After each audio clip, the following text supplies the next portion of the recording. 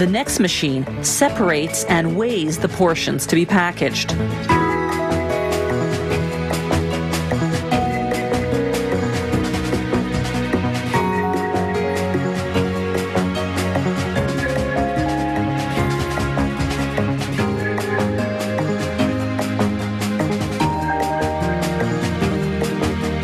The chips drop into bags that are then heat sealed.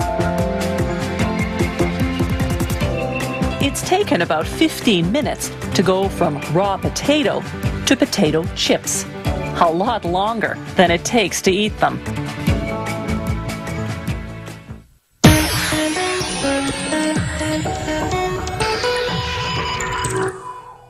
A microprocessor is the brain inside a computer. It's made up of a microchip on an electronic card. Preparing the chip to be installed on the card is a delicate and precise operation.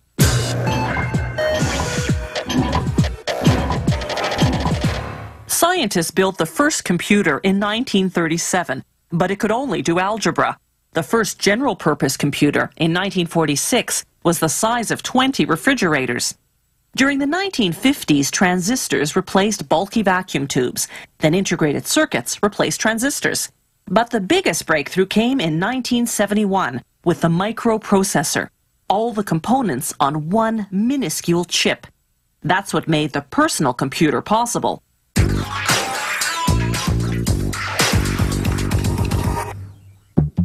They start with a ceramic square called a substrate. This will carry the microchip. A machine coats a substrate surface with flux, a chemical that makes it sticky. This will hold the microchip in place until it's soldered.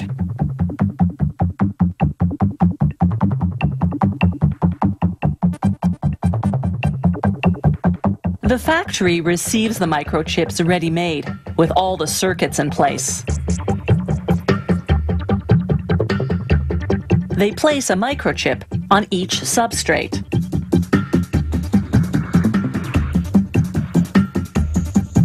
An infrared light guides the machine to place the chip in precisely the right spot.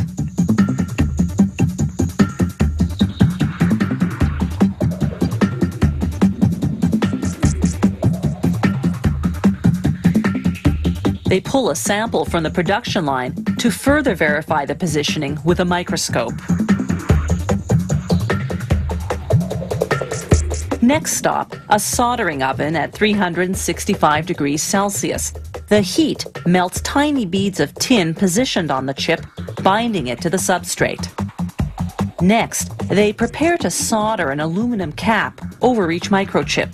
The cap will have two functions: to protect the chip and to dissipate the heat the chip generates.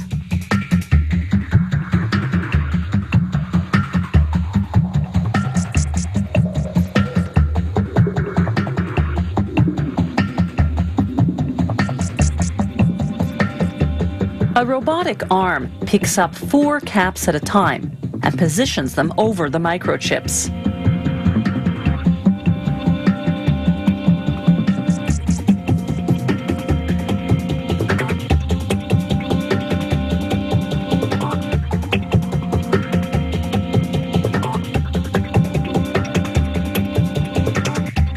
They go into a soldering oven at 150 degrees Celsius for about an hour.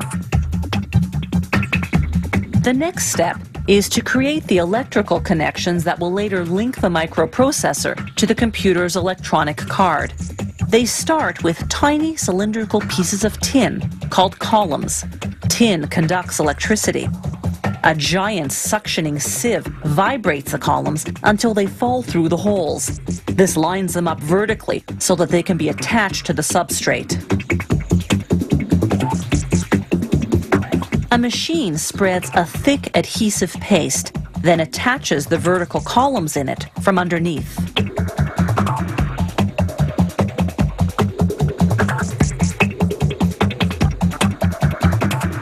A robotic arm positions the chip-carrying substrate onto the pasted columns. The result is a microchip with 1,000 connections.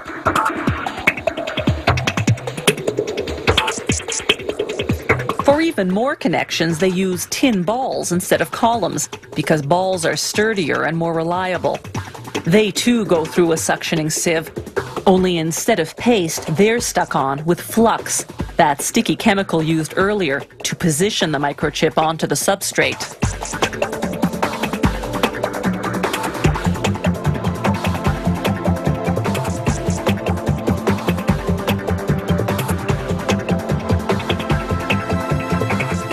The finished microchip unit goes into a bath of water and solvents to remove any excess flux or other residues.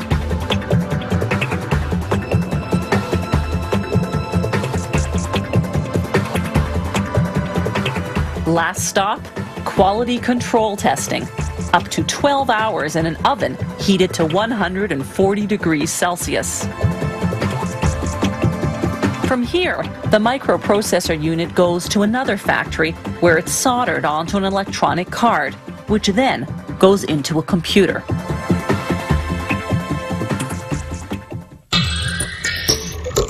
If you have any comments about the show, or if you'd like to suggest topics for future shows, drop us a line at www.howitismade.net.